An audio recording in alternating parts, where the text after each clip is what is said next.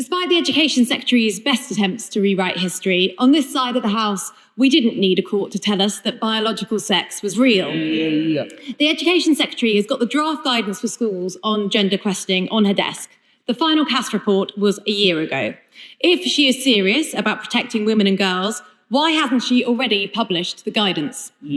Secretary of State. Mr. Speaker, I am serious about protecting the rights of women and girls. That's why I ran a women's refuge for children and women fleeing domestic abuse, fleeing male violence, fleeing some of the most unimaginable abuse that anyone could ever see. I need no lessons on the importance of such provision. But, Mr. Speaker, she asks a specific question, and I will answer it.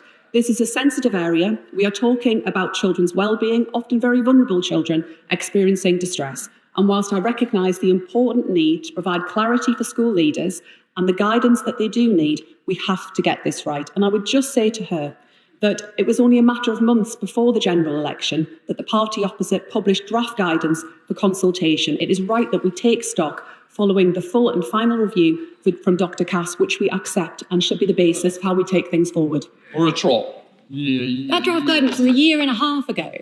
And the Education Secretary wants to talk about her record. Well, let me remind the Education Secretary that one of her first acts when she came into post was pausing the Free Speech Act that would have protected gender-critical voices. She's more concerned about listening to student union activists than women. Will the Education Secretary now apologise to these gender-critical women who are forced to spend eye-watering sums on legal fees fighting for their rights due to her actions?